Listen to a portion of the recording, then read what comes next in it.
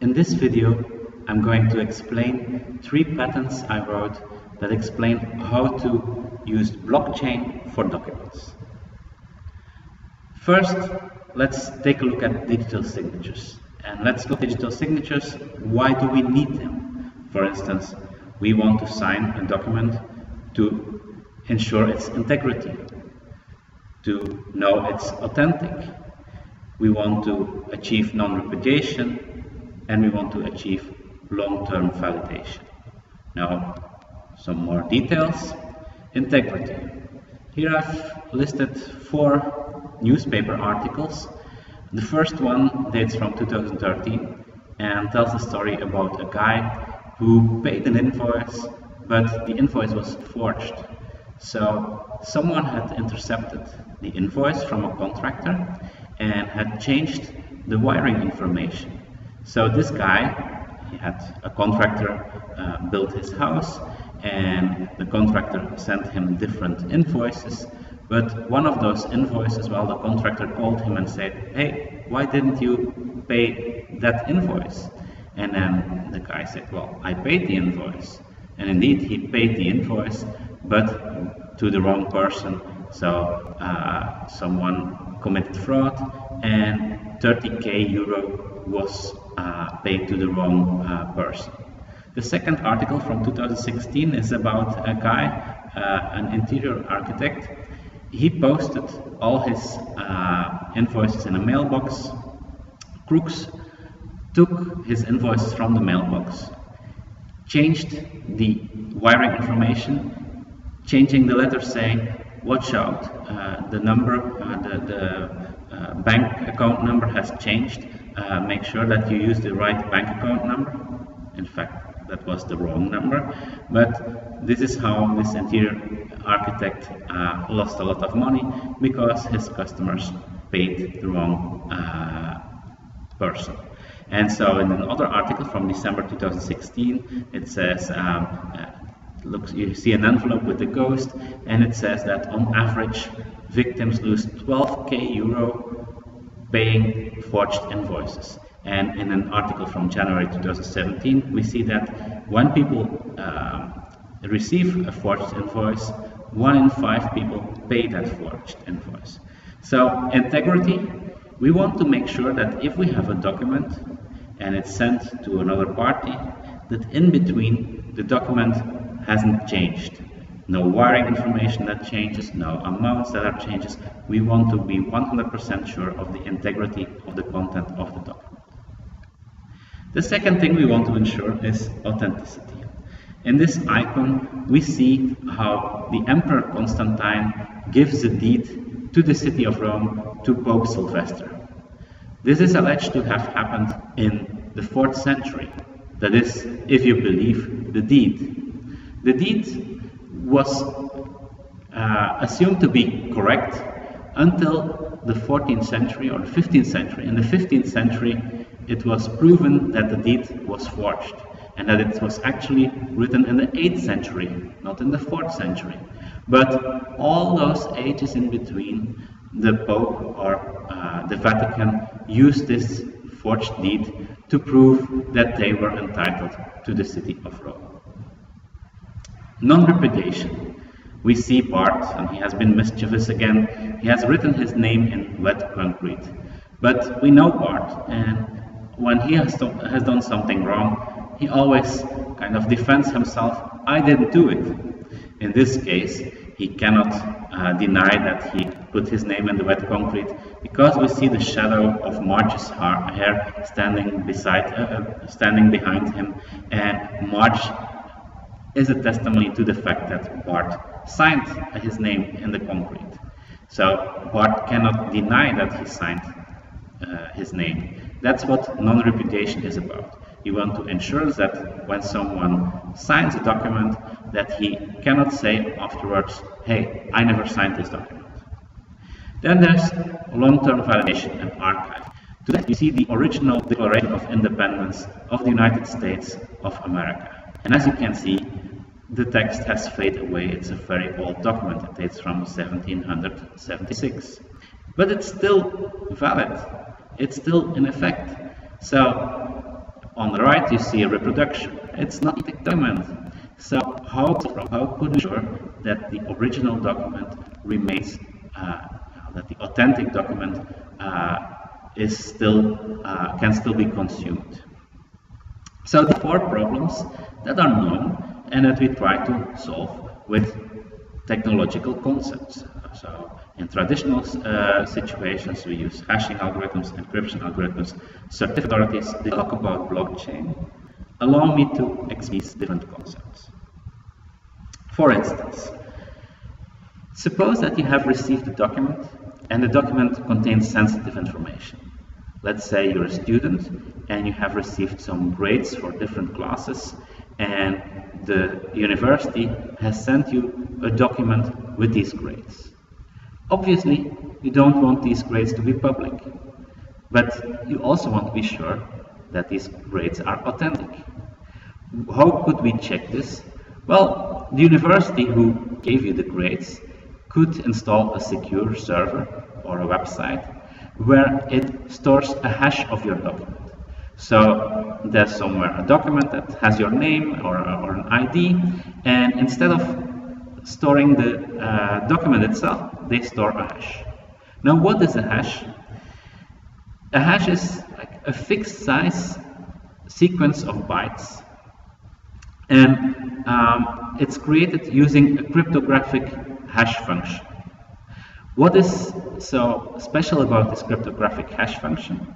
Well, if you have a specific byte series, and so a document is a file and a file is a collection of bytes, if you perform this cryptographic hash function on the bytes of that document, you always get the same result. On the other hand, if you have that result, the cryptographic hash, the message digest, you can never convert this back to the original document. So putting a message digest on is because no one can retrieve the original document, but if you have a copy of that document, so for instance you have a PDF with your grades, you can use the same cryptographic hash function, you will have a result, and you can compare that result with the message digest on the server.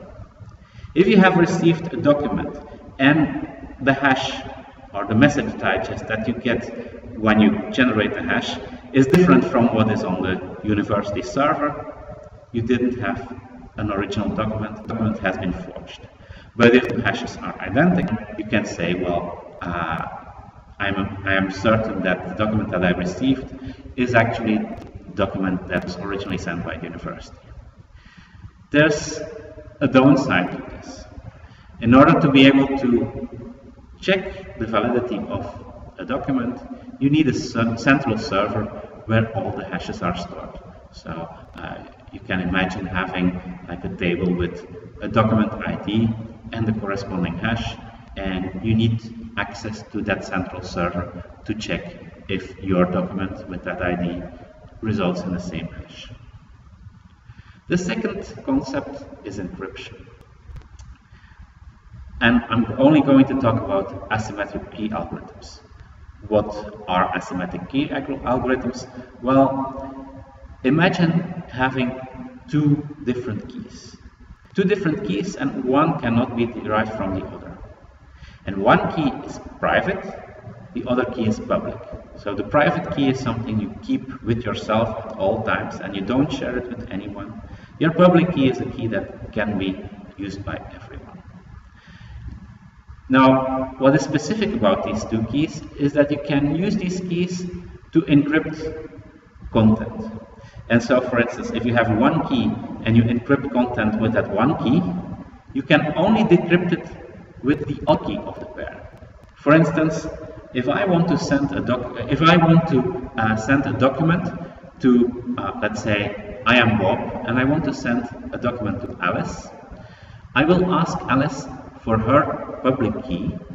I will encrypt the document with Alice's public key, and then I can share it with the world. But the only person who can decrypt it is Alice, because only she has access to the corresponding key. So I encrypt with the public key, and Alice decrypts with her private key. This is not what we want, because we want documents that can be verified by everyone. So we're going to do the inverse. We are going to encrypt not a document, but a message hash with our private key, and we will share our public key with the world. And if someone can successfully decrypt the data that I shared with my public key, that person is 100% certain that I was the one who issued the document, because only I have access to the private key that was used to encrypt that document. Now, it sounds complex, but okay. I have a public and a private key, but it's very easy to make a public and private key pair. So if I'm Bob, it could be very easy for me to create a public and private key saying that I'm Dave. Now, if two parties like Alice and Bob want to make sure that they are trustworthy, they look for a third party. So you see here on the left, Bob says, "Hello, Alice, I'm sorry, but I don't know you." And Alice says, "Well, Bob, I don't know you either, but do you know Trent?" And Bob says, "Yes, I know Trent. By the way, I'm Bob." So, "Hi, Bob," says Alice, "let's ask Trent to introduce us." And they both know Trent. So Trent says, "Hi, Bob. Hi, Alice. Bob, I've known Alice for a long time. You can trust her." And Alice, "I've known Bob for a long time. You can trust him." Now, this role in PDF signatures, for instance, is played by a certificate authority. A certificate authority is a company that will ask you to prove your identity. Oh, sorry, I'm going ahead. A company, GlobalSign is such a company, VeriSign is such a company, Tauti, and so on. And these companies, they ask you to prove your identity, for instance, by going to a notary and to have the notary explain to the certificate authority that you are who you claim to be. And this certificate authority will sign your public key with its private key. And so this is a system, I'm not going to go into detail, but this is a system that makes sure that when you use your public key and it's signed by a certificate key, other people will trust you. Now, the disadvantage of a certificate authority is a certificate authority. You need to pay someone. It's kind of a convoluted process, and it's an expensive process to get such a certificate. Now, if we combine all these concepts, and I'm, for instance, a producer, and I produce the data as is, A. Then I provide a hash of the data, and I encrypt this hash using my private key, that's B. Now, I also provide my public key, and it's signed by a certificate authority, so edit. Now, if I check three things, a consumer can check if the data is integer, if the data is authentic, and the consumer can ensure that I cannot say that I provided the data. Now, how is that going to work? Well, the data A, the consumer creates the hash of it. That's hash 1. And then the consumer decrypts hash B using the public key that I provided. So that's if hash 1 equals hash 2, then the document is okay. Now, how does this work in the context of PDF? Well, a PDF document starts with %PDF dash and so on, and ends with %EOF end of file. That's the bits and the bytes of a PDF document. And there should be no bytes in the PDF that aren't covered by the signature other than the PDF signature itself. So you see the blue area, all these bytes need to be hashed and signed. And then the pink area, that's where you put the digital signature. So for people who understand PDF, you see the smaller than, and then greater than, that's a dictionary. And you see a dictionary entry type. The type of the dictionary is signature, and you see an entry contents, and then inside this contents block there's a hexadecimal string, that's your signature. And there's an asterisk next to there are no bytes in the PDF that aren't covered other than the PDF signature itself. That wasn't mandatory in the first PDF ISO standard, so in ISO 32001, but in ISO 32002, PDF 2.0, this has been made mandatory. So the digital signature isn't part of the byte range that we are going to sign. That's kind of logic, because it would be difficult to make a signature that is like in itself, that signs itself. And also, the concept to initial a document doesn't exist. You sign the complete document at once, not on a page-per-page basis. So these bytes, they describe every page of a document. There is no way in PDF to sign every page separately. And this may require a change of laws in certain countries. In some countries, it is kind of mandatory that every page is initial. But that doesn't really make sense in the context of PDF. And so we have to educate people about the fact that a digital signature is something that may even be invisible, but that signs a complete document, not a part of the document. And we see that a signature is stored in a document, and that can be an advantage. Now, a disadvantage: you cannot sign a document, a PDF document, in parallel. So a PDF document can be signed more than once, but parallel signatures aren't supported, only serial signatures. Additional signatures sign all previous signatures. For instance, suppose that I'm a publisher and I want to offer a contract for one book that is written by two authors.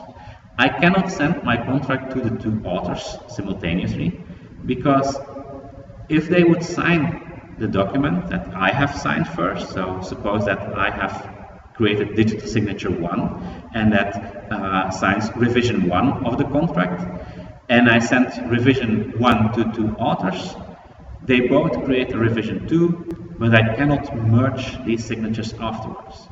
So with PDF, what do I have to do? I sign revision 1, I send this document to author 1, and he creates additional content, so he doesn't change a single byte of revision 1, but he adds bytes, and in these extra bytes there's signature 2, and signature 2 signs all the original bytes and all the additional bytes. When author 1 has signed the document, he sends the document to author 2, who adds a third signature and creates revision 3. So, disadvantage 1, sequential signing is necessary, and you can't track who has already signed and who hasn't. Suppose that there's a longer chain, and I'm a publisher and there are 5 authors. It's very hard for me to monitor where the document is, who has signed the document, who am I waiting for. And eventually, there should be a PDF with every signature, but we often see that the completely signed document is somewhere at one part, but the other parties didn't receive the PDF with all the different signatures. So you have parties who have a document with 2 signatures, another party has a document with 5 signatures, and then someone else has a document with 10 signatures. Eventually, everyone should have the document, all the parties who sign should have the document with all the signatures, but it's like a logistic problem to distribute that document to all the people who signed. Another problem is that certificates expire. So when I encrypt a message digest, I do so with the public key, and this public-private key pair, this has a limited lifecycle. For instance, I signed a document in 2013 and my key was still valid. Okay, No problem in 2014, I can still sign documents. But then in 2015, my key expired. From that moment on, I can no longer use my key to sign a document because the key has expired.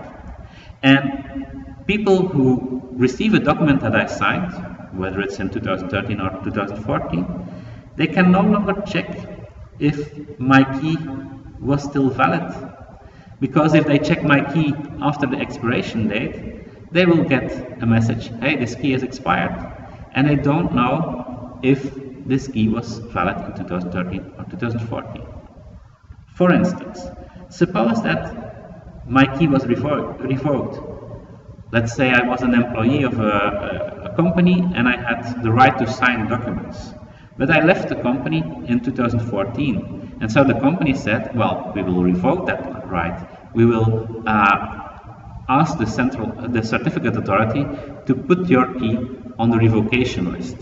So a document that I signed in 2013 is validly signed in 2013, but once my key is revoked, I can no longer add signatures with that key because it has been revoked.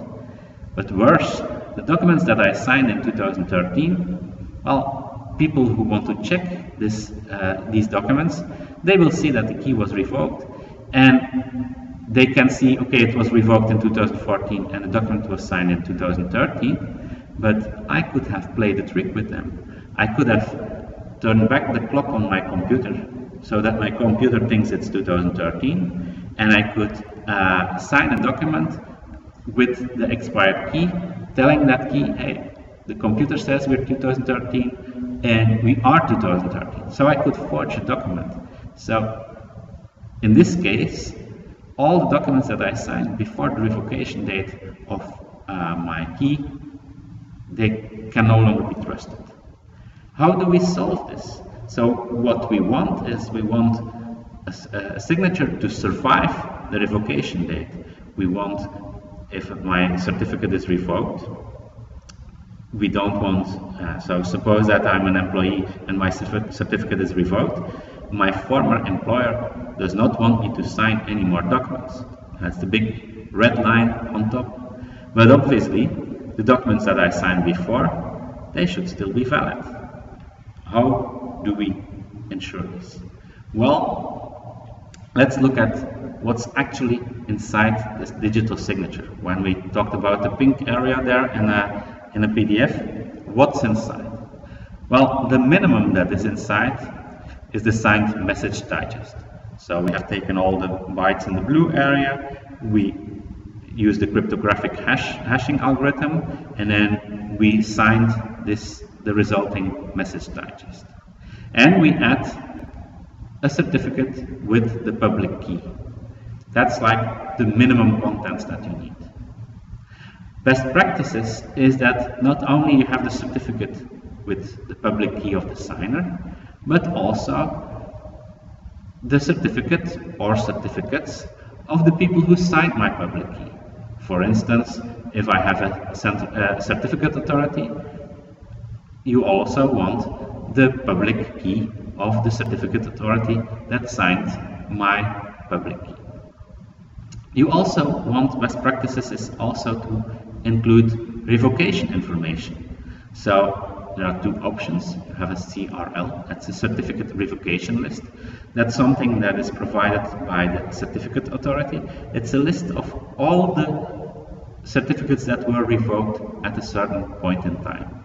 And so when I sign today, I want to include a certificate revocation list of today, showing that my key has not been revoked.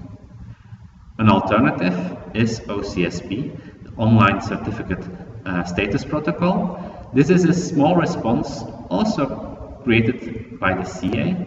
I could do a call to the CA and say, can you give me a response, an OCSP response that proves that my certificate is still valid today? And then additionally, and that's how we are going to solve the long-term, how we are going to make our document or signature survive a possible revocation in the future. or a possible expiration in the future, we are going to add a timestamp. Now this timestamp, it's like the signed message digest. We send a message to a timestamp authority. That's an external server, so we can only do this when we're online. And so this timestamp server will sign this message digest using its private key, and I can then incorporate this signed message, this message signed by a timestamp authority, into my PDF. In this case, my PDF will not say the signing time is the time of the clock of the signer. No, the PDF will say the signing time was the signing time by as determined by this timestamp authority. And you can actually check with this authority if said document was actually signed on said date. Now, we never sent the complete document to the timestamp authority. We only sent a message digest. So the timestamp authority does not know what's inside our document. A disadvantage, we always need a timestamp authority. Now, suppose that someone has signed a document and he only added the minimum information, a signed message digest and a certificate. Maybe it's in that person's interest to be sloppy when signing a document. And maybe it's in your interest when you receive such a document to complete this information. This can be done. You don't change any byte to the original document, to the signed bytes. You don't change any of the signed bytes, but you add something after the final end of file marker. What do you add? You add a DSS, a document security store. And in this document security store, you add validation related information. For instance, missing certificates, missing online certificate status protocol responses, missing certificate revocation lists. Adding this already improves the signature in the document, because here you do the check.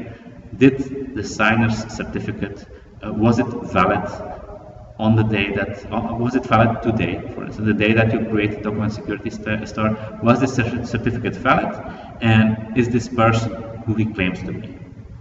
And then on top of this, you can add a document timestamp. That's a special signature, ETSI RFC 3161. It's a special signature created by a timestamp authority.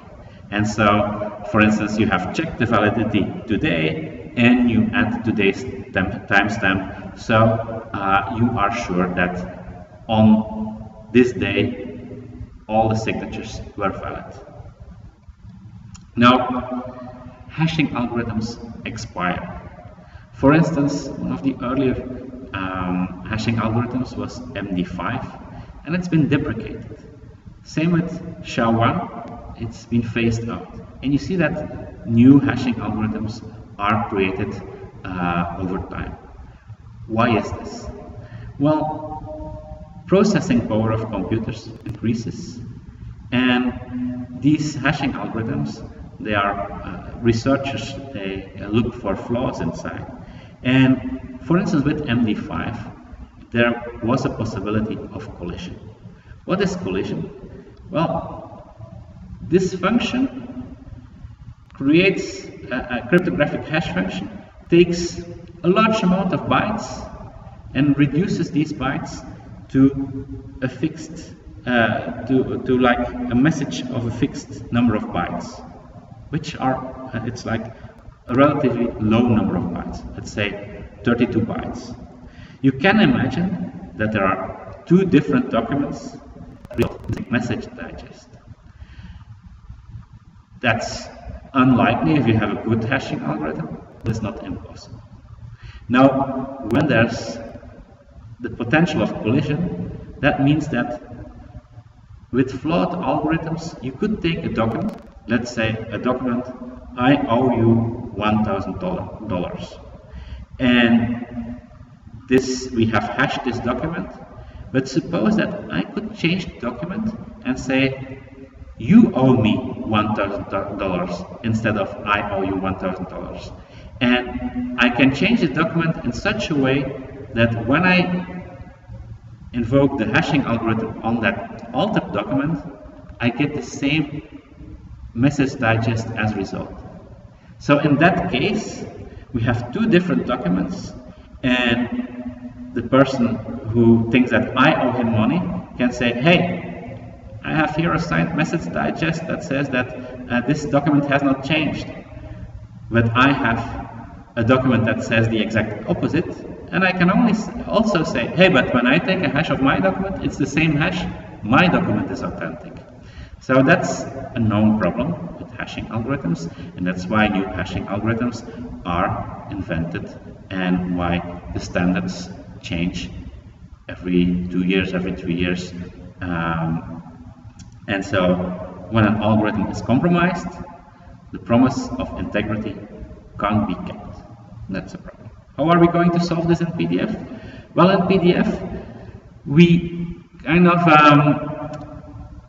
every time we think, well, every time, so we have certificates from the from the people who signed. They have each a certificate, and these certificates expire. But before these certificates expire, we add a document security store and we add a timestamp. This timestamp, well, it's also something that is created with the private key of a timestamp authority, and this certificate, this private key, also has a limited lifetime.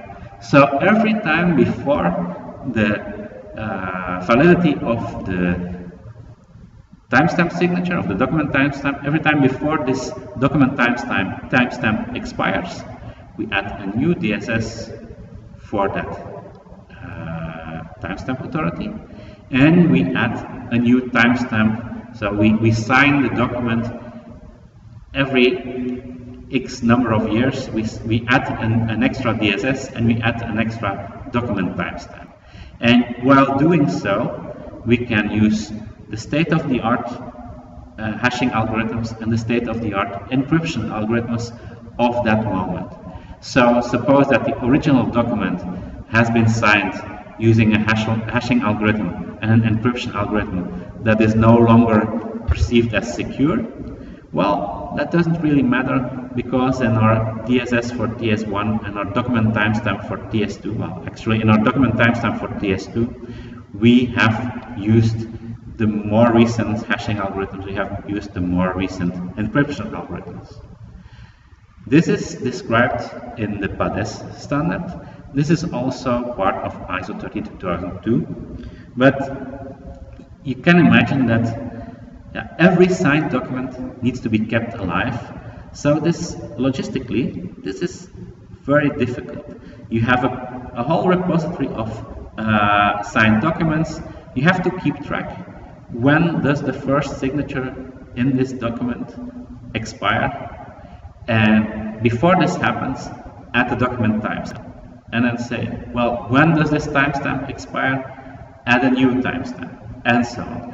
So if you want to keep a document alive, let's say for 200 years, every 10 years you will have to add a new document timestamp. And the moment that this fails, for instance, the timestamp authority TS1 can no longer provide a DSS so can no longer provide a CSP or a CRL for TS1, well, then you cannot extend the lifetime of your signature in your document. And that's a problem. Now, all of these problems will be solved when I explain how we could use, well, I'll explain how we could use blockchain to solve all of these problems. But before I do so, let me give you a short intermezzo about PDF. PDF, it's not one standard, it's an umbrella of standards. And we have ISO 13201, which is like the core PDF specification. It was released in 2008. But even before then, we had substandards, like PDFX for the graphic arts industry, PDF-A for archiving. This is one important one that we are going to focus on. PDF-E, PDF-VT. PDF-UA is also interesting. A document that is compliant with the PDF-UA standard can be read by people who are blind or visually impaired. And then you have related standards like XFDF, that's an ISO standard, but also PADES, the PDF Advanced Electronic Signature Standard. And a lot of things that were introduced in this PADES standard are now part of ISO 13202, also known as PDF 2.0, released in 2017. Now, the first thing that I want to talk about is the concept of an ID in a PDF. So, an ID in a PDF was not required, it was optional. It becomes mandatory in PDF 2.0. And it's an array of 2 IDs actually. And these 2 IDs, once you create a document, so from scratch, these 2 IDs need to be identical. So you have a document that is newly created and you have ID pair, first ID ABCD, second ID ABCD. Now, if you update the document with an incremental update, you have to keep the first ID. So ABCD, you keep that. But the second part, you change it. So for instance, I do an incremental update and I have an ID ABCD 1, 2, 3, 4. Now, when I have these 2 separate documents, they have a different ID. So ABCD, ABCD, and ABCD 1, 2, 3, 4. But because the first part is identical, I know that these 2 documents are related. It's something that has been in the specification for a long time, but it's very hard to implement because PDF writers should attempt to ensure the uniqueness of file identifiers. And this may be achieved, the spec says, by computing them by means of a message digest algorithm such as MD5, using the following information like the current time, a string representation of the file's location, the size of the file in bytes, and so on. Now, it may be kind of hard to imagine, but it is possible that 2 different systems create the same ID for 2 different documents. It's impossible to know because these 2 different systems don't talk to each other. They are not connected to each other. So you don't know which IDs are already in use. And that's something we are going to solve with the blockchain proposal. PDF-A, well, that's like on an aside. It's not that related to blockchain, but I think it's important for the target audience of the blockchain ID. So we have ISO 19005. It talks about the long-term preservation of documents, and approved parts will never become invalid. Individual parts, so we have part 1, part 2, part 3. Individual parts, they can only define new useful features, but they cannot make what is in the previous parts invalid. The PDF-A standard is about obligations and restrictions. For instance, an obligation is that you have metadata in the form of XMP, the Extensible Metadata Platform. The document must be self-contained. That's an obligation. All fonts need to be embedded, and like a restriction, you cannot have an external movie, an external sound, no external binary files, because these external resources may not be available in 10 years, in 20 years, in 100 years. No JavaScript is allowed, no encryption is allowed. Why not? Because if we have JavaScript, you depend on something that runs this JavaScript, and so in 10 years, in 20 years, in 100 years, maybe this JavaScript won't be executed in the same way as it is today. No encryption is allowed. Well, you want to archive, and you don't want to end up in 100 years with a document that is encrypted and you no longer have the key, or you don't have access to the algorithm, or it's not allowed to use the algorithm because of whatever reason. So these are obligations and restrictions in PDF-A that kind of makes sure that if you create a PDF that is compliant with this ISO standard, there will be software in 10 years, in 20 years, in 100 years that can create a truthful representation of this document. There are 3 standards so far. You have PDF A1 from 2004, which was based on PDF 1.4, and this version was still owned by Adobe. So PDF 1.4 is not an ISO standard, it's a proprietary standard, and the copyright is owned by Adobe. You have a level B, basic, that ensures the visual appearance, and you have a level A, accessible, that has the visual appearance, but also contains structural and semantic properties. So the PDF is tagged. What does this mean? Well, level B, if you have a line of text, that line doesn't know if it belongs to a paragraph, or if it's a title, or if it's part of a cell, maybe a caption of an image. In level A, that line of text knows, hey, I am part of a paragraph, or no, I am a title of a section. So we add structural and semantic information using tagging, so that's a tag PDF, and that makes the PDF easier to access. PDF A2 in 2011 was created because, well, the adoption of PDF A1, some people didn't want to adopt this standard because they said, well, it's based on a proprietary specification. We only want to use real ISO standards. So PDF A2 solved this problem because it's based on ISO 13201, so it's everything inside is an ISO standard. It also introduces features that were new in PDF 1.5, PDF 1.6 and 1.7.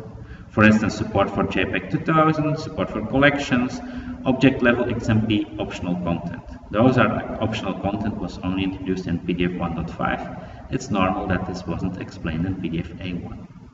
It also has improved support for transparency, common type and annotations, and digital signatures. It introduces a level U for Unicode, where you have the visual appearance and all text is in Unicode. I don't know if level U is actually used in the industry. It's in the standard, but I haven't seen any implementation yet. And then PDF A3, it's identical, really identical to PDF A2 with one single difference. The difference is in the attachments. Attachments to a PDF in the PDF A2 standard also need to be PDF A. But attachments in the PDF A3 standard do not need to be PDF A. They don't even have to be PDF. And this is something interesting. Suppose that you have a PDF that was created from a Word document. Then you can add the original Word document as an attachment.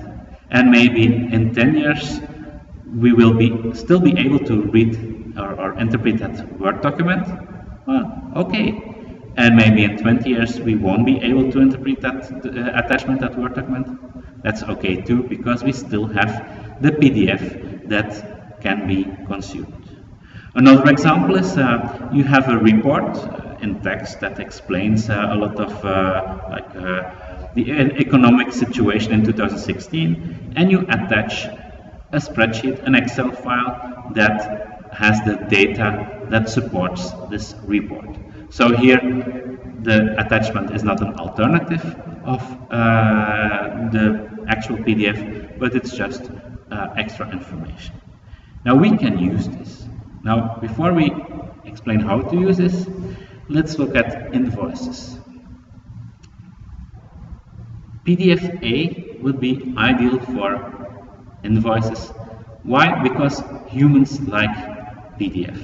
Why do they like PDF? Well, there are PDF viewers everywhere, and most of them can be used for free.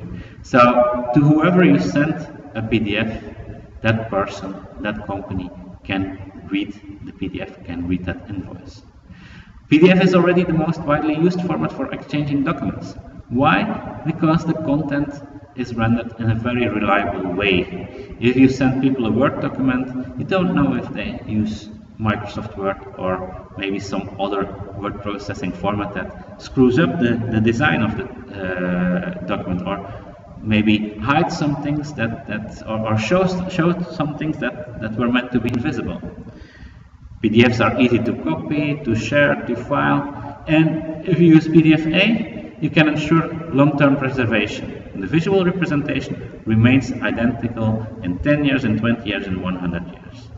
If you make the PDF UA, you even make your invoices accessible to all. So if you send an invoice to someone who cannot see, he can still read the document because of the fact that it's compliant with the PDF UA standard, and the PDF UA standard makes sure that the invoice can be read aloud by assistive technology, or can be consumed. We have these Braille readers that can show the document, the PDF UA, so that blind people can read the document in Braille.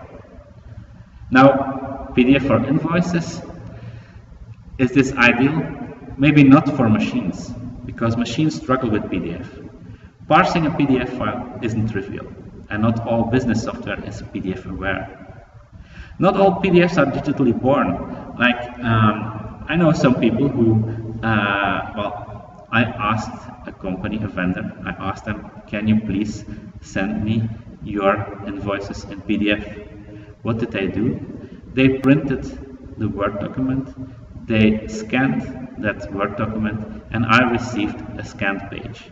Now, this is something a machine can't read. It's not PDF UA compatible because there's no text in such a PDF unless you perform OCR on it, and so there's no structure. So those are bad PDFs. That's not what we're talking about. You could say, well, let's add structure.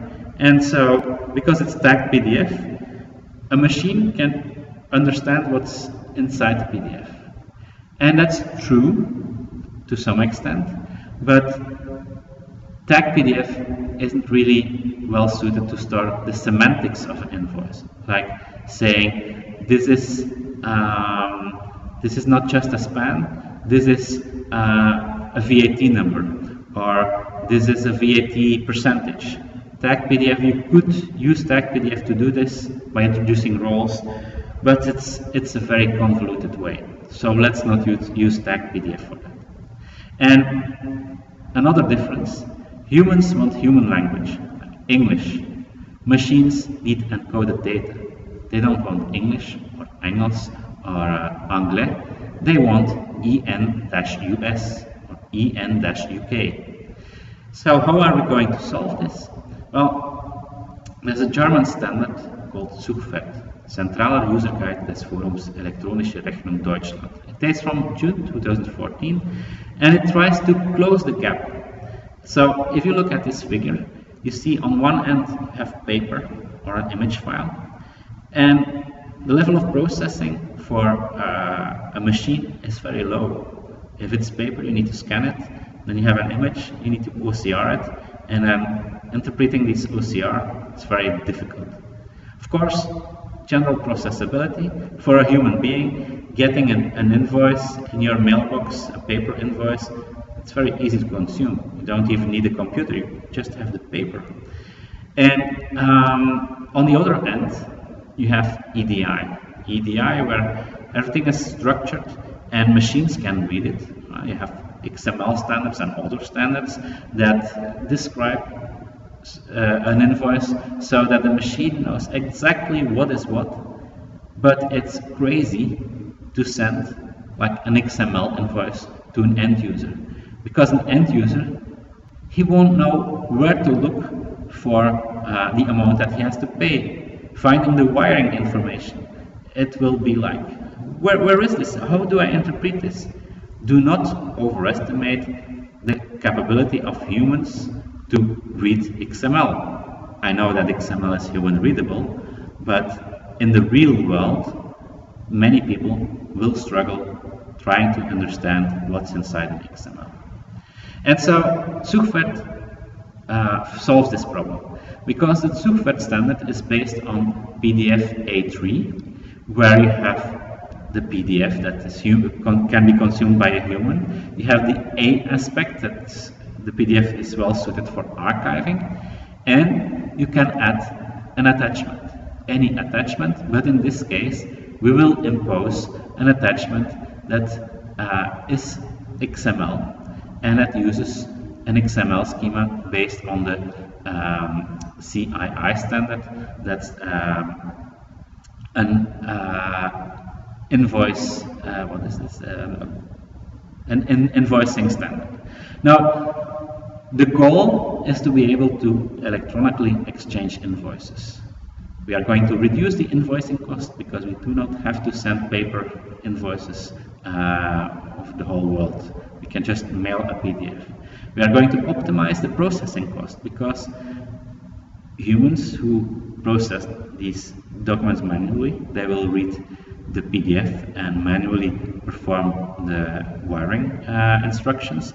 But if they have software, or if the bank allows them to send Zugfert invoices, so a customer could send his invoices to a bank, and because of the Zugfert attachment, a bank can execute the payment without any human intervention. The software just extracts the CII from the PDF and parses the XML, finds the correct wiring information, executes the payment. So Zugfert is good for humans as well as for machines. It's very easy to create Zugfert invoices.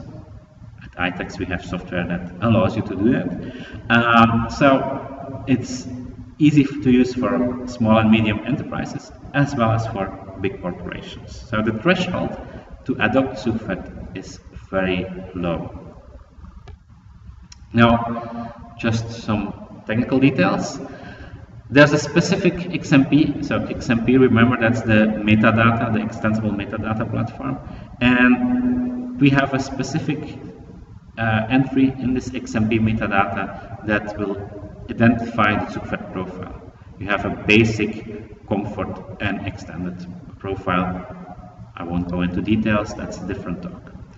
You have PDF A3 that gives a visual representation of an invoice that is human readable. And the level of conformance, if it's PDF A, level A, or level B, level U, that doesn't really matter. Of course, if you want your PDF to be accessible for the blind and visually impaired, you would prefer PDF A3 level A. And then the invoice data is embedded as an XML in the PDF A file. One document, one PDF document, corresponds with one invoice. That's agreed upon like this. And the name of the XML file needs to be Zugfert-invoice.xml. It needs to be UTF encoded. The relationship between the attachment and the document is defined as alternative. So whoever processes the invoice can choose either he reads the XML or he reads the PDF. Both should be equally, so it should be alternatives of each other. The params, so that's an entry, needs at least to contain a modification date, and other attachments are allowed. So for instance, let's say that you have a bill of materials in Excel, you can add this as an attachment, the relationship between the bill of materials and the invoice is that the bill of materials is data that adds extra information to the invoice. Let's see, here we have an example of an invoice, and you see that it's PDF A3B, and you could verify this, but it's also PDF UA-1. PDF UA cannot be verified mechanically. So, for instance, one of the restrictions, one of the what is mandatory in PDF UA is when you have an image, you have to give a description of that image. For instance, we have Das Company on top of this invoice. That's a logo, that's an image, and I added the description logo of Das Company as description. But a computer cannot check if this is true. Only a human being can do that. So verifying PDF A3 level B in this case is possible technically. Verifying PDF UA is not possible. If you look inside, so instead of going to the standards panel, we go to the attachments panel. We see Zufert-invoice XML. We open this XML, and you see here we have the comfort profile. We see some text. This is a test invoice. Nothing in this invoice is real. This invoice is part of a tutorial. And this content is free text, but the context has a subject code, and this subject code, REG, a machine knows, well, I don't have to guess what this text is about. This text is of type REG. And then the invoice lines, you have all the different invoice lines with the currency ID is euro and the charge amount is 85 euro.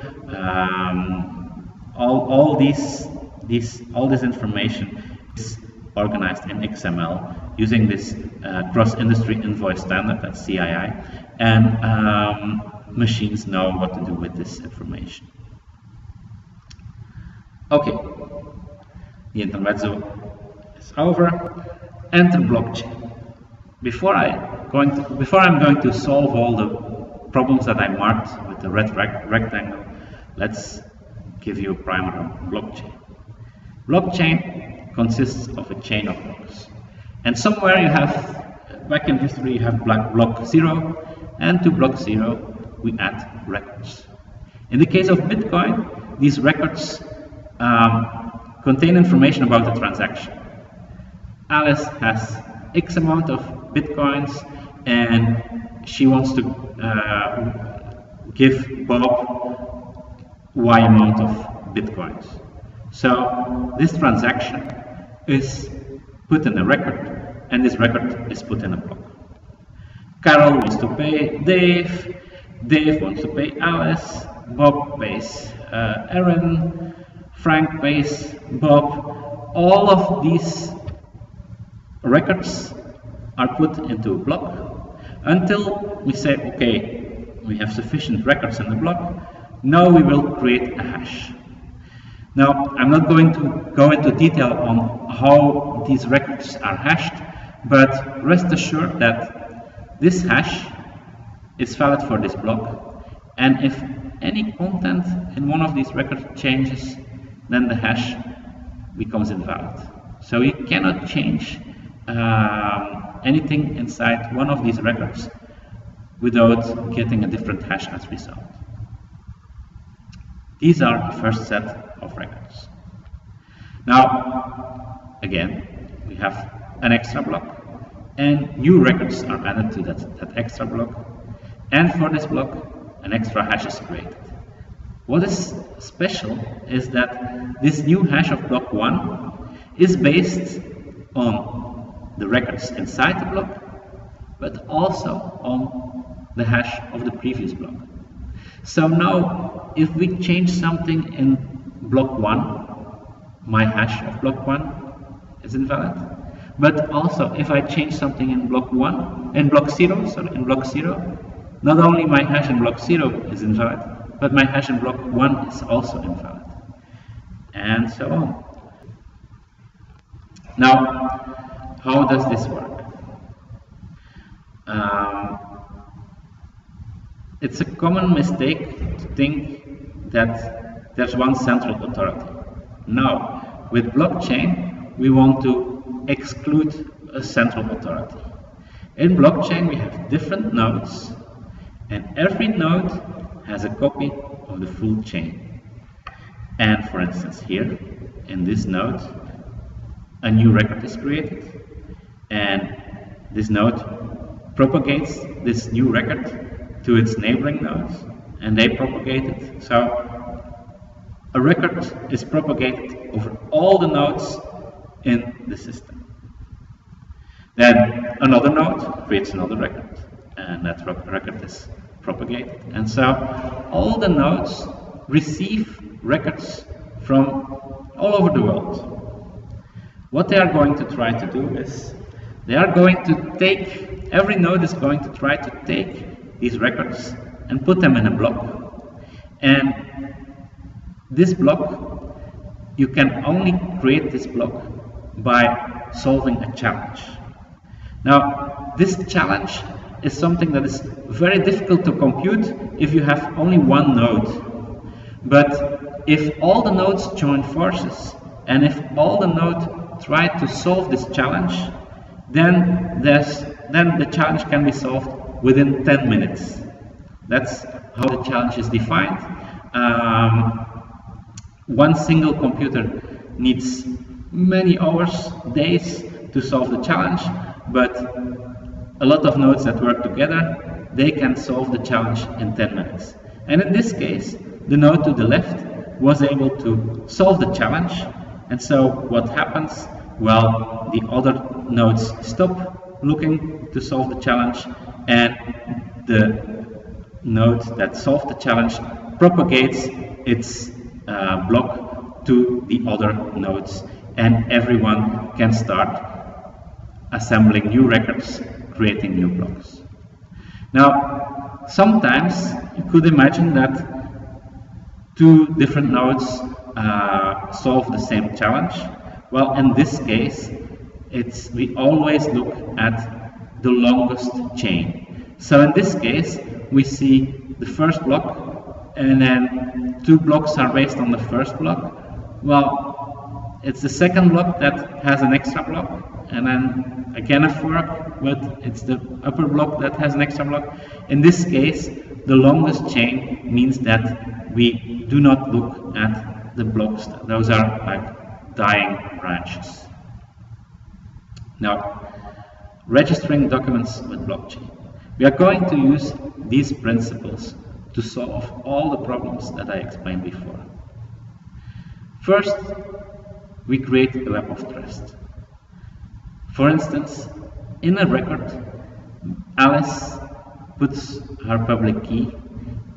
After that, well, actually, Alice says, well, Bob, you know me. Would you take my public key and would you sign it with my private key? So Bob is going to take Alice's public key, is going to sign it with his private key, and is going to add the signed public key of Alice into a record. Obviously, you never put a private key into a record. You don't want your private key to, you want your private key to be private, so you're not going to propagate this. But what happens here is when Bob signs Alice's public key, he puts this signed key in the blockchain, and this is propagated throughout the full blockchain. So for instance, in our previous setup, we have all these nodes, and suppose that Dave says, well, can I trust Alice? Well, Dave somewhere has a block where he signed Carol's, so Dave doesn't know Alice, but Dave knows Carol, and so Dave has at some point in time signed Carol's public key, and that's in the blockchain. Dave doesn't know Bob, but Carol knows Bob, and Carol at some point has put like this record in the blockchain that she trusts Bob, and obviously that record is also in the blockchain that Dave has, because this blockchain is propagated through all the nodes. And Bob has a certificate from Alice and had signed the certificate of Alice. So there's somewhere a record that Bob trusts Alice. So Dave trusts Carol, Carol trusts Bob, Bob trusts Alice, so yes, Dave can trust Alice. There was a shorter path, so Dave could have said, I trust Frank, and Frank trusts Alice, so that's a shorter path. In reality, we will require that there's more than one path, because maybe Bob is a crook, and Bob has been paid to trust Alice, so you want to make sure that it's not just Bob who trusts Alice. You also want someone like Frank to trust Alice, and you can have some rules that are in place, but this is called a web of trust, and this excludes a central authority like a certificate authority. The trust is built because of the network. It's companies, intercompanies who trust each other, and company A trusts company B trusts company C, so company A can trust company C. No central CA needed, and that's part of what I explained in my first patent on blockchain. Now, that was to exclude the central authority, the certificate authority. Then we look at the document record. And what I would put inside a document record is a document ID, like ABCDF, ABCDEF, ABCDEF. This is an original document. A timestamp that's kind of inherent on blockchain, because a record gets into a block and a block gets into the chain at a certain point in time. So every of these blocks has a timestamp. I would put a signed document hash in the document record, the public key of the signer. So with this public key, we can get the document hash out of the signed document hash. And I would add a compressed property list. So I can store properties that are important for that document. Good. So these are things that I store in a document record. And so the signature is no longer stored inside a PDF. We recognize some of the things that are that were in our PDF, the signed document hash, the timestamp, the public key of the signer, but we are going to store all of this in the blockchain, and we are going, if we have a document, we can retrieve that document based on its document ID. So, for instance, we have a note where someone says, I have a document, and here's the signature that I created, a record of this document. And you can ask the blockchain locally, is the ID that I have used for this PDF, is this unique? If it's not unique, for instance, I have created a PDF with ID ABCDEF, ABCDEF, and the blockchain tells me, hey, there's already a document with that ID. Well, then I create a new ID, 12345, 12345, and I ask the blockchain, is this unique?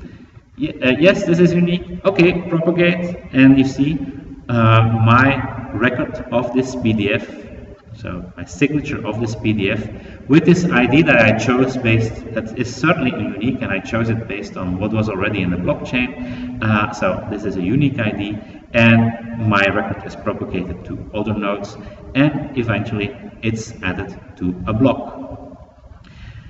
Unique ID ensured, and no central server needed to check like what we had with the hashing algorithm, like the example I gave of a university and my grades. I do not have to go to a central server managed by the university to check if the hash that I have when I create my document, if that hash corresponds with the hash on that server. No, the university can put this hash, this signed hash, on the blockchain, and I can consult any chain in any node to see if my grade report card, if this is a valid grade report card. Important. We hear of some people who see blockchain as a way to store a document in the blockchain. That's nonsense. That's only someone who doesn't understand blockchain can come up with such an idea. For one, the file size of a document can be huge.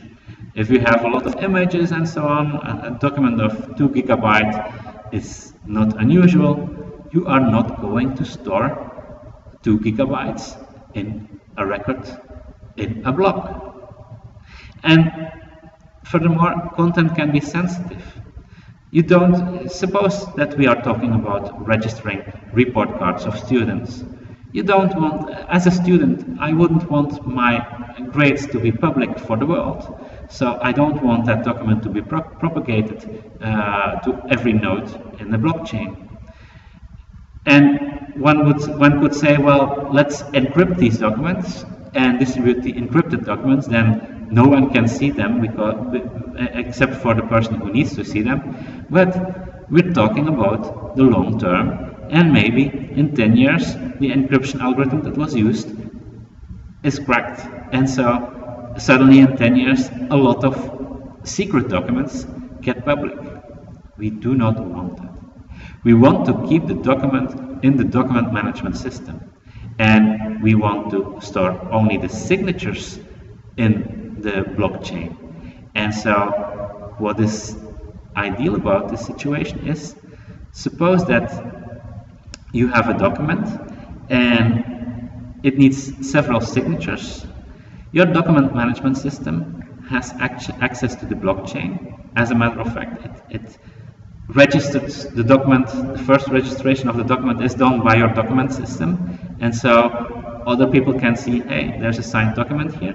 But when you share the document with the people who need to sign it, they will also put an entry, a signature for that document on the blockchain, and so you can track who signed the document.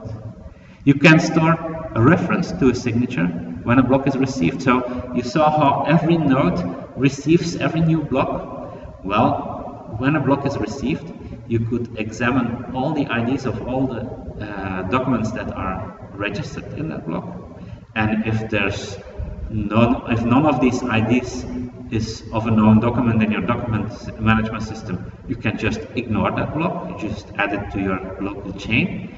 But if you detect a block, hey, here's a document with an ID that document is stored in my document management system, you could add a reference to that block. You could say, hey, here I have a document, an invoice, and I see that someone signed this invoice. I will register this. I can also import properties. As you saw, I also allowed people to add a compressed series of properties. We will see a workflow example where these properties can be used to store the state of a document, or to verify the state of a document. Verification of a signature, well, you make a hash of a locally stored document, you decrypt the hash stored in the corresponding record in the blockchain. If there's a match, the signature is valid. That's just using a traditional concept. But here, so the document is secure. That's also part of my first method. A use case, I'm not a specialist in these matters, but let's say that Alice is a gallery owner and she has a certificate of a Picasso painting, a digital document, and she says, well, this document has the ID, the certificate has the ID AAAA, and I have a certificate, and I sign, so Alice signs the hash of the certificate. So the hash of that certificate is ABC, and she signs it with her private key. She adds the public key, and that happens on January 1st, 2017, and Alice has just sold this Picasso to John Doe, and as a property, she adds owner John Doe. So John Doe has a Picasso painting, and has a digital document that is a certificate. And whenever anyone says, Dodes, is this painting real? He can say, well, let's check my certificate. Okay, you can see it in the blockchain, and it was added, the certificate was added by Alice, and I became the owner on January 1st, 2017. Now let's say that Chuck pretends to be John Doe, and he offers a fake Picasso to sale. So he goes to Bob, another gallery owner, and he says, well, I have a painting, and he made a copy, but he did this in a strange way. He made it like a mirrored image, and Bob is kind of a slow gallery owner. He doesn't see that it's not a real Picasso, but he has this certificate. So he says, well, dear John Doe, who's actually Chuck, let's make a certificate, let's make a hash of your certificate, and this hash is 123, and the certificate has ID BBBB, and let's create a record, or try to create a record, and let's look on the blockchain. And then Bob says, hey, but I have a certificate here, and that certificate, the PDF ID is BBBB, but this certificate is nowhere to be found on the blockchain. I don't think this is a real certificate. So the first attempt to offer a forged painting with a fake certificate fails because the certificate can't be found in the chain. Now Chuck, he escapes and he says, well, let me do a second try. And again, you have a fake certificate, but now I have done my investigations, I have looked at the blockchain and I see that there's a certificate. I don't know what it's about, but there's a certificate somewhere in the blockchain that has an ID AAAA, and I'm going to offer a fake painting with this fake certificate, but with an existing ID. I'm going to offer it to Bob. Well, what Bob is going to do? Bob is going to make a hash of that certificate, and that hash is, for instance, DEF, and Bob will look in the chain for a document with ID AAAA. He will find one, but then he will see, hey, the original certificate had, when I hashed it, it had the hash ABC, and when I hash your document, I get DEF. That's not correct. I think that certificate is forged. So the second attempt to offer forged painting with a fake certificate fails because the hashes don't correspond. Now we have the real John Doe. The real John Doe, he offers the real Picasso for sale to Bob. And Bob says, well, let's make a record. He looks up the record and he says, okay, AAA, and the certificate hash ABC. Okay, we have a sale, and he adds a new record. For instance, John Doe sells his Picasso to Richard Rowe, and on February 1st, 2017, Richard Rowe becomes the owner of the painting, and he gets the certificate of the painting. And history shows that John Doe owned an object of art. We don't know which object of art unless we have the certificate, but we know for certain if someone produces a certificate, we can check for that certificate. Well, John Doe was the owner from January 1st to February 1st, and the current owner is Richard Rowe. Now, Chuck, he escaped his second attempt, and he's now real smart, because Chuck pretends to be John Doe. So the thing with Richard Rowe didn't happen, but Chuck pretends to be John Doe. He offers a fake Picasso for sale, and he has somehow obtained the certificate. He has hacked the system of John Doe. He has found this certificate, and he has said, well, I'm going to make a fake Picasso, and I'm going to give this fake Picasso with a real certificate. I'm going to offer this to Bob. And Bob does all the checking, and Bob says, okay, I think the certificate is real. And is this the perfect crime? No, this is not the perfect crime, because the moment Bob adds this certificate saying that Chuck Coe is the new owner, all the nodes, all the other people who have this copy of this blockchain are aware of the fact that a new record is added to a new block. And if John Doe is smart, he has someone who monitors all his certificates. For instance, he could ask Alice, I have bought an authentic painting from you. I want your nodes, I want you to monitor whatever happens with a certificate AAAA. And so the moment that Bob adds a new record to the blockchain, an alert could be triggered with Alice, and Alice could say, hey, Bob, I see that you sold a painting that is owned by John. John, I see that you sold your painting through Bob. Is this correct? And at this moment, John will say, hell no, I didn't sell my painting. I still have the original painting. I have the certificate. There must be someone who has tried to sell a fake painting. And so the third attempt to offer a forged painting with the real certificate fails because Alice monitors the certificate for John Doe. And what is going to happen here? Well, the record that Chuck Coe bought the painting cannot be removed from the blockchain because we don't want to forge. We cannot forge a blockchain, a block in a chain. But a new block will be added, correcting this wrong information, and a new block will be added, for instance, by Alice, that the property owner is still John Doe.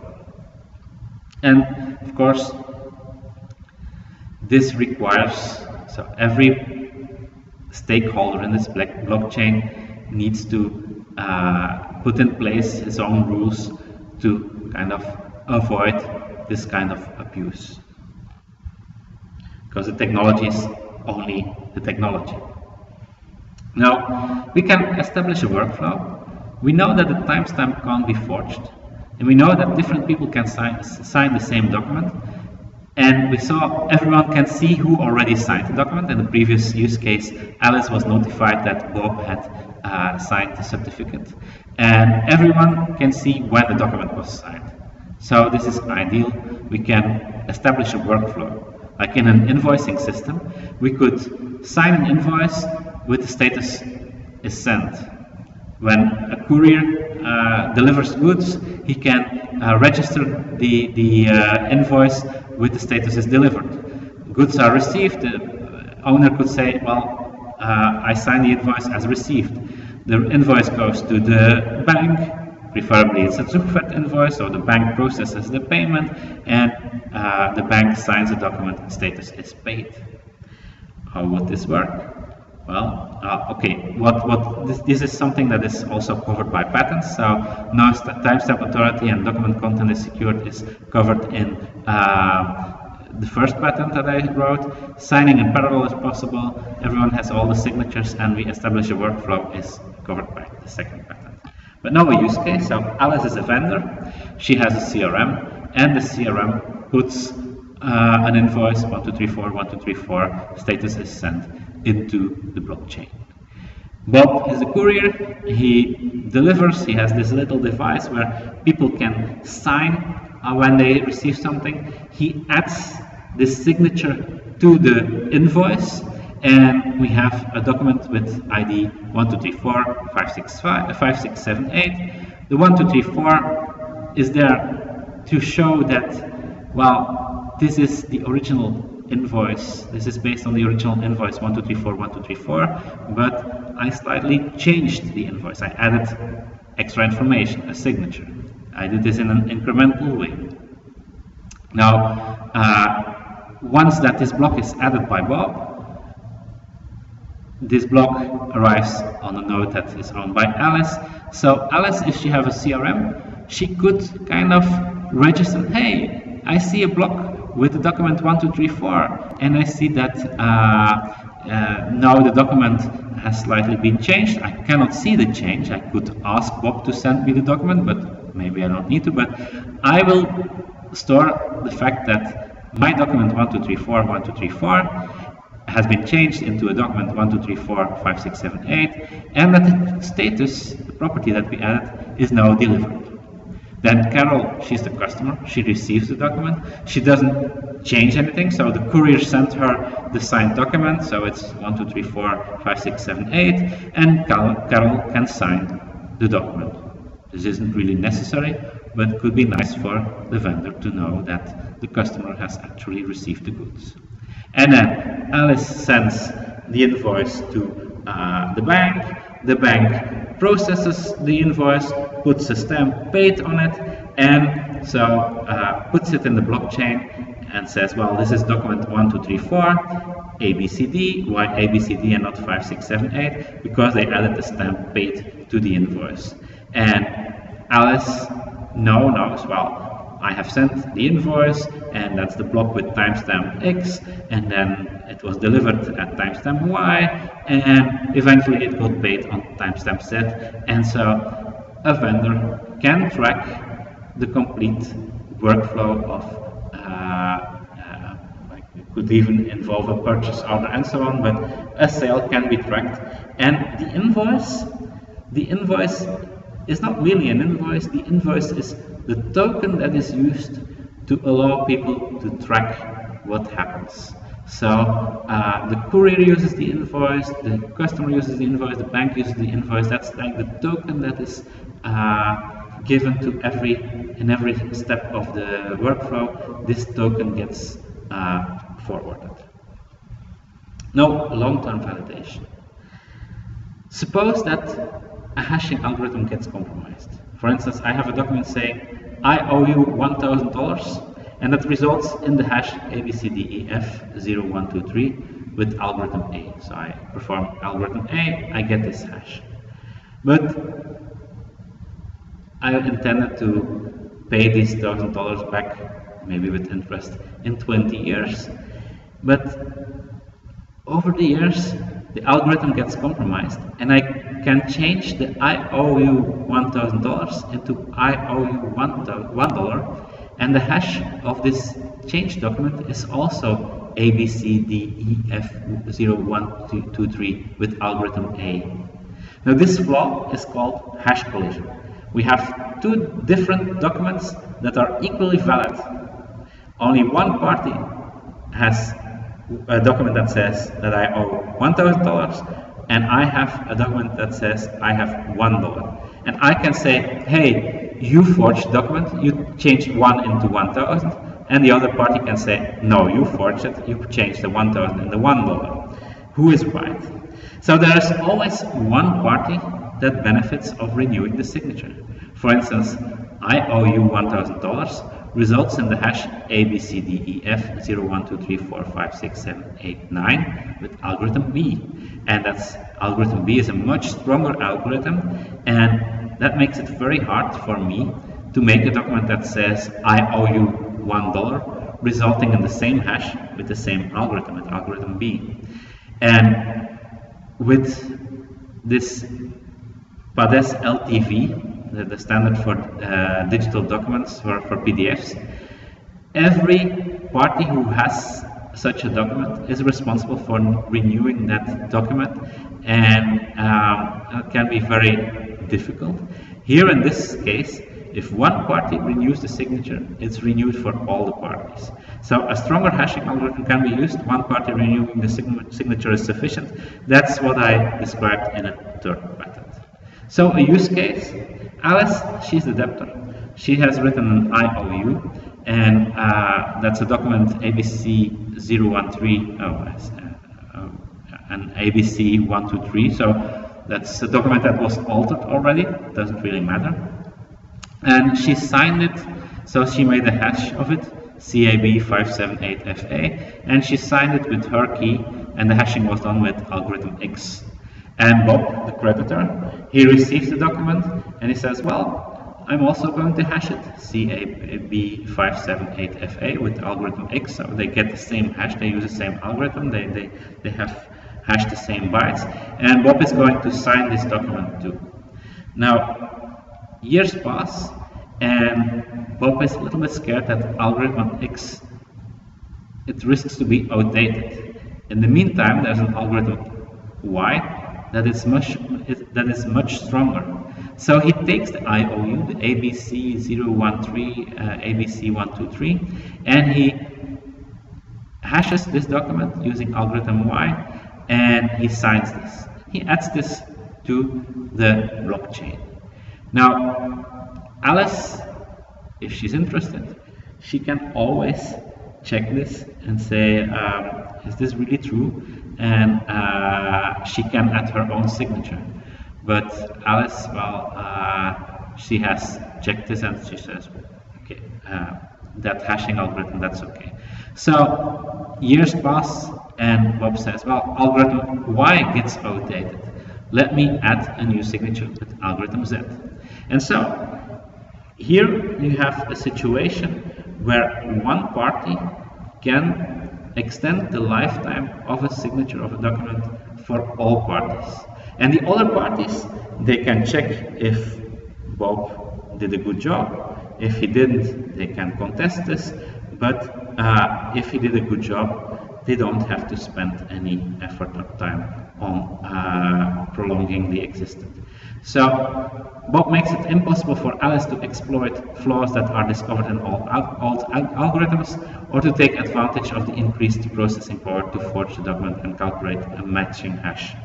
You could think of a service provider that you trust your documents with, and this service provider ensures that every 2 years he signs all your documents for you. So he adds a new signature using the state-of-the-art algorithm, and that's another business that can be done.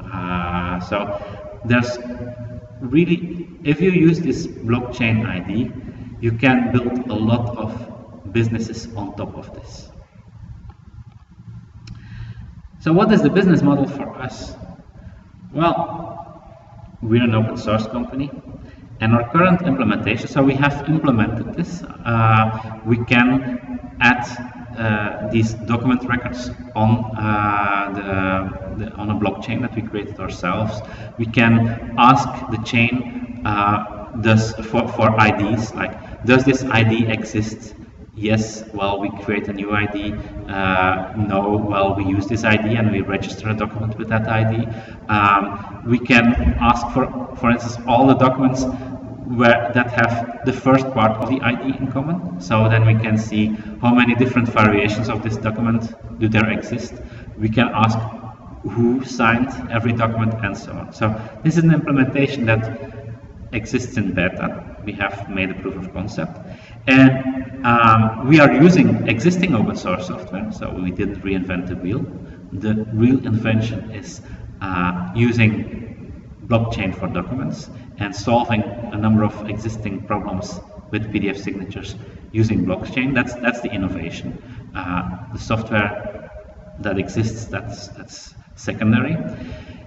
Whatever we create, we want to keep it this way. So we want to keep it open source, and we want to use a very permissive open source license. If we create an add-on for a document management system, it will be open source. If we create an add-on for a CRM, it will be open source. If we create software for a device used by a courier to sign invoices, it will be open source. If we want to create an end-user tool so that people can sign documents, it will be open source. Anyone will be allowed to create software to sign documents on the blockchain. We're not the only developers with ideas on how to use blockchain for documents. Maybe, so I gave 4 examples, maybe other people have other ideas. We do not want people to stop using this ID. We do not want to prevent other people to create software that uses these IDs. But we have a patent.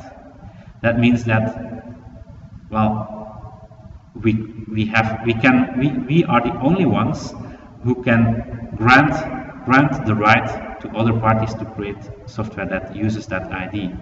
So if people use our patent, we can add some restrictions.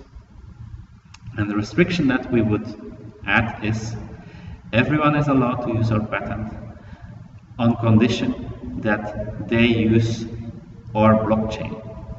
So that they use the chain that we have started. Why is this important? Well, every node that uses a client contributes to the strength of the blockchain. So the more blocks that are created, the more trustworthy the whole chain.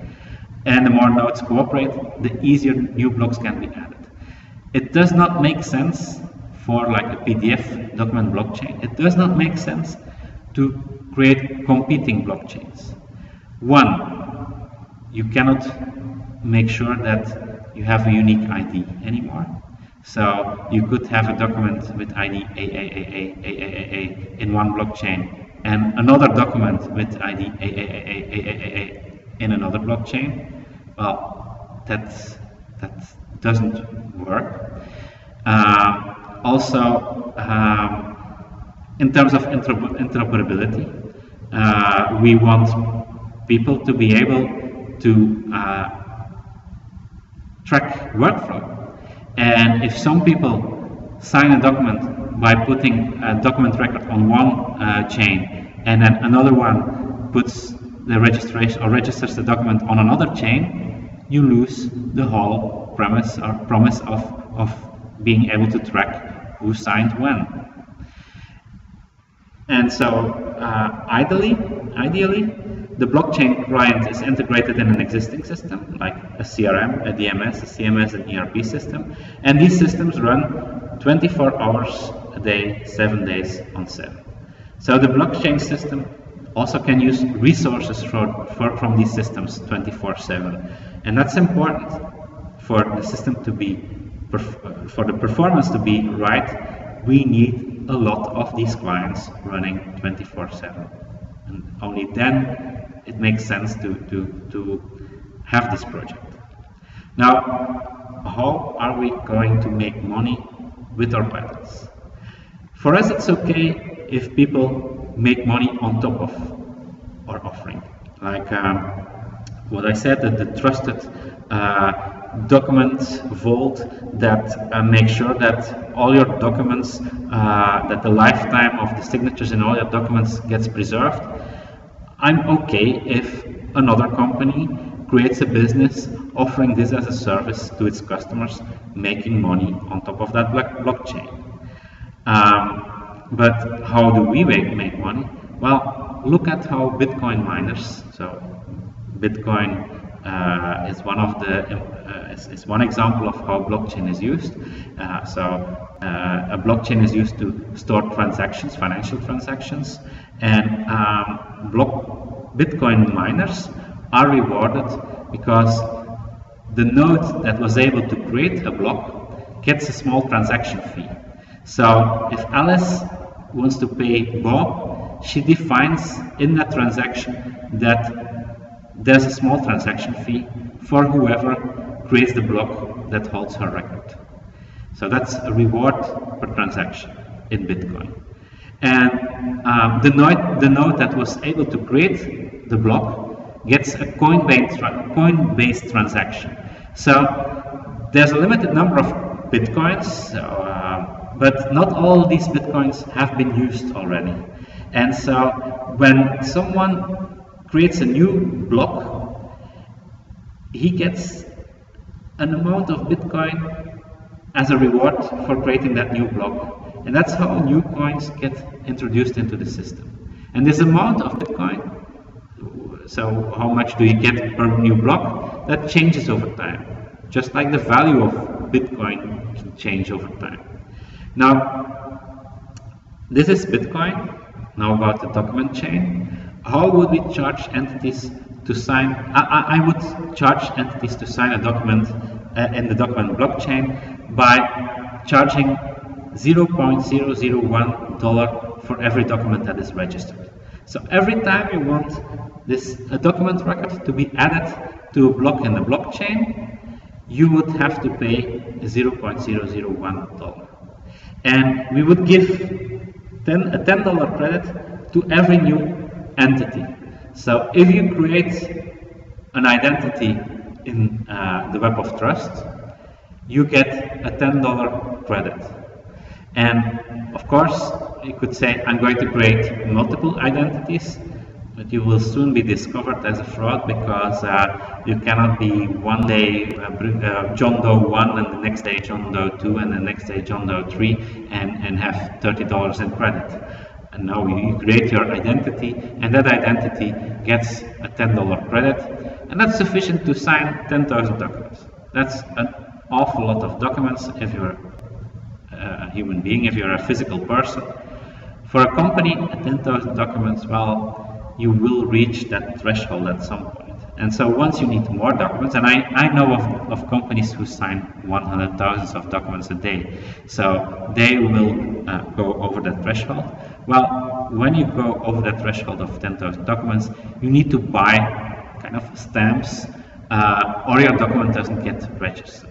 So in order to get your document record into a block, 0.001 goes off your credit, and you need to make sure that you always have a positive credit in the blockchain. Now, how to reward the entities to create a block in the blockchain? Well, just like in Bitcoin, you could say, well, the node that was able to create a block get some extra credit, and that kind of lowers the invoice. The more processing power you contribute, the more relevant processing power you contribute, the more credit you get, the more documents you can sign yourself. So, conclusions.